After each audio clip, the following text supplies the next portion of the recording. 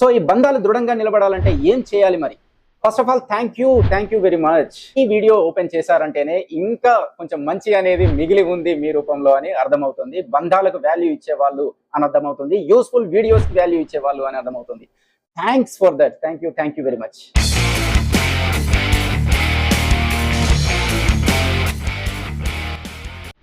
Number 1, respect their opinion also.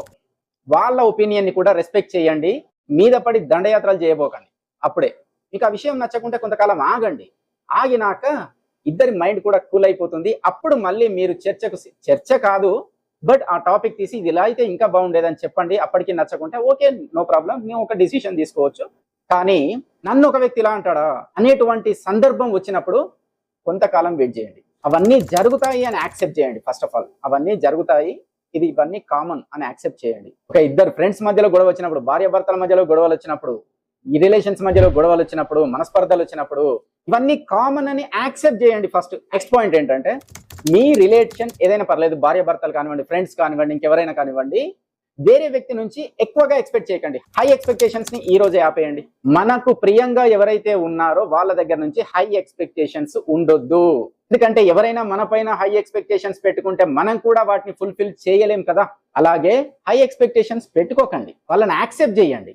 Unconditional love అంటారు కదా, ఎలా ఉన్నా, ఎలా మాట్లాడినా, ఎలా చేసినా వాళ్ళని యాక్సెప్ట్ చేసేటువంటి దృక్పథాన్ని తెచ్చుకోండి. ఆడవాళ్ళు వంట చేసినాక ఒక ఎక్స్పెక్టేషన్ ఉంటుంది వాళ్ళకి. ఎందుకంటే ఆ వంట తిన్న వాళ్ళు చాలా బాగుంది అని చెప్పాలి అనేటువంటి హై ఎక్స్పెక్టేషన్ ఉంటుంది వాళ్ళకి. సో అదే వద్దంటాను. చెప్పడానికి మీకు వినడానికి కొంచెం కష్టంగా ఉన్నా కూడా ఇది నిజం. ఎందుకంటే ఎమోషన్ కాదు, అండర్స్టాండింగ్ కి ఎక్కువగా, లాజికల్ థింకింగ్ కి మనం ప్రిఫరెన్స్ ఇవ్వాలి ఎక్కువగా. సో హై ఎక్స్పెక్టేషన్ లేదనుకోండి, వంట చేస్తారు, ప్రేమగా వడ్డిస్తారు, అదంతే అయిపోతుంది. నా వాళ్ళు తిన్నారనే తృప్తిగా ఉంటారు. ఇంకా మీకు ఆ ఎక్స్పెక్టేషన్ ఎందుకు? మళ్ళీ ఎవడో నీకు బాగుంది అని చెప్పడం ఎందుకు నీకు కదా? బాగుంది అని చెప్తేనే నువ్వు గ్రేటా? నువ్వు వంట వండినందుకే గ్రేట్ ఫస్ట్. సో అది నేను చెప్పదలుచుకున్నది. ఇది జస్ట్ ఒక ఉదాహరణ. మీకు ప్రియమైన వాళ్ళ దగ్గర నుంచి హై ఎక్స్పెక్టేషన్స్ పెట్టుకోకండి అసలు. ఓకే, మీ బాధ్యత మీరు చేయండి, మీ ప్రేమ మీరు పంచండి. It's a fantastic tip. Next point వచ్చేసి ఏంటంటే, గ్యాదరింగ్స్ ఎక్కువగా పెట్టుకోండి. ఈ చిన్న కుటుంబాలు అయిపోయి ఈ రోజుల్లో, అవునా, మైక్రో ఫ్యామిలీస్, ఎవరెవరు ఎక్కడెక్కడ ఉంటున్నారో తెలియదు. గ్యాదరింగ్స్ అనేటివి ఎక్కువగా ఉండాలి. ఒకప్పుడు వనభోజనాలకు వెళ్తూ ఉండేది, ఎప్పుడు కలిసి ఉంటూ ఉండేది కదా. కానీ ఇప్పుడు అలాంటివి ఏమీ లేవు. ఎటన్నా వెళ్ళాలన్నా కూడా ఫ్యామిలీ ట్రిప్. ఆ ఫ్యామిలీలో ఎంతమంది ఉంటారు? 2 లేదా 3. వాళ్ళే ట్రిప్ వేస్తూ ఉంటారు. ఇంకొకరిని కలవడం అలాంటివి లేనే లేవు. గ్యాదరింగ్స్ ఎక్కువగా పెట్టుకోండి, అది చాలా మంచిది. ఎందుకంటే మనిషికి మనిషే తోడు ఎప్పుడైనా కూడా. అండ్ వన్ మోర్ థింగ్, ఇప్పుడు ఫంక్షన్స్ కానీ ఎక్కడికైనా వెళ్ళాలన్నా కూడా, అంతకుముందు ఫంక్షన్స్కి వెళ్ళాలి అని అంటే 80s 90s లో పుట్టిన వాళ్ళకి బాగా తెలుస్తుంది. అంతకుముందుకి ఏదైనా పెళ్లికి వెళ్ళాలి అని అంటే, అమ్మమ్మ గారి ఇంటికో లేకపోతే అలాగా వెళ్ళాలి అని అంటే ఫంక్షన్స్కి 2 రోజుల ముందు వెళ్ళేది, ఫంక్షన్ అయిపోయినాక ఇంకో రోజు ఉండొచ్చేది, అవునా కదా. కానీ ఇప్పుడు అట్లా కాదు. సరే, టైం మారిపోయింది.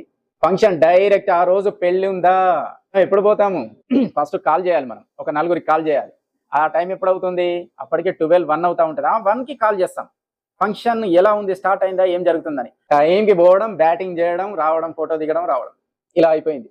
గ్యాదరింగ్స్ ఎక్కువగా పెట్టుకోండి. నేను కూడా అలాగే చేస్తాను, అందరం అలాగే చేస్తున్నాము. అందులో ఎవరు కూడా అతీతం ఏం లేదు. గ్యాదరింగ్స్ ఎక్కువగా పెట్టుకోండి. మనిషితో మనిషి ఎక్కువగా ఉండడం అనేది అలవాటు చేసుకోండి. ఆల్రెడీ మనకు ఉన్న అలవాటే, కానీ మనమే దాన్ని రెస్ట్రిక్ట్ చేసినాం, తొక్కేసినాం మనం. ఇప్పుడు మళ్ళీ అలవాటు చేసుకోవాలి. మనుషులతో ఎక్కువ కాలం ఉండడం అలవాటు చేసుకోవాలి, ఎక్కువ టైం మాట్లాడడం అలవాటు చేసుకోవాలి. అండ్ ఇంకో విషయం ఏంటంటే, ఏ గొడవ అయినా రానివ్వండి, ఏ మనస్పర్ధ అయినా రానివ్వండి, మీ రిలేషన్ గట్టిగా ఉండాలి అని అంటే కొంత కాలానికి కూడా కొంత వ్యవధి ఇవ్వండి. ఎందుకంటే టైం కెన్ హీల్ ఎవ్రీథింగ్. కాలం అన్నిటినీ మాన్పేస్తుంది. మనమే తొందరగా రియాక్ట్ కావాల్సిన అవసరం లేదు. కొంత సమయం అనేది కాలానికి ఇవ్వండి. కాలం ప్రతిదీ కూడా మాన్పేస్తుంది. కాలగర్భంలో ప్రతిదీ కూడా కలవాల్సిందే, ఎంత పెద్ద గొడవైనా కూడా. సో ఈ టిప్స్ మీకు ఎంతో హెల్ప్ అవుతాయి అని చెప్పేసి నేను ఆశిస్తున్నాను. ఎందుకంటే బంధాలు దృఢంగా ఉండాలి.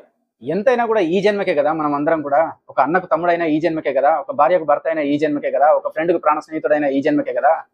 ఒక్క మనిషి మన మధ్యలో లేకుండా పోతే, ఒక తండ్రికి కొడుకు పోయినట్టు, కొడుకు తండ్రి పోయినట్టు, స్నేహితునికి ప్రాణ స్నేహితుడు పోయినట్టు, ఒక భార్యకి భర్త పోయినట్టు, ఇలాగ ఒక వ్యక్తిలో చాలా మంది ఉంటారు. కాబట్టి బంధాలు అనేటివి ఎప్పుడూ గొప్పవే, వాటిని కాపాడుకుంటూ ఉండాలి. మీరు దేవుని నమ్ముతారు కదా, మీరు ప్రార్థనలు, పూజలు, వ్రతాలు ఎన్ని చేస్తున్నారో తెలియదు, కానీ వాటన్నింటిలో ఉన్న సారాంశం ఒకటే. ప్రతి దేవుడు చెప్పింది ఒకటే, పక్క మనిషి గొప్పవాడని, మానవత్వం గొప్పది అని, పక్క మనిషిని ప్రేమించమనే. ఇక ఈ విషయంలో కూడా మనం సక్సెస్ కాకుండా ఎలా? నెక్స్ట్ జనరేషన్ కి మనం అందరం ఇచ్చేటువంటి గొప్ప కానుక ఈ బంధాలు బంధుత్వాలు. ఇలాంటి వీడియోస్ ఈ రోజుల్లో అవసరం అని అనుకుంటేనే ఈ వీడియోని షేర్ చేయండి, లైక్ చేసి సబ్స్క్రైబ్ చేయండి. మన ఛానల్ని ఫాలో అవుతూనే ఉండండి. యూస్ఫుల్ కంటెంట్ ప్రతి వారం ఒకటి ఇస్తూనే ఉంటాను. Thank you very much. Yours spotlight Praveen. Thank you.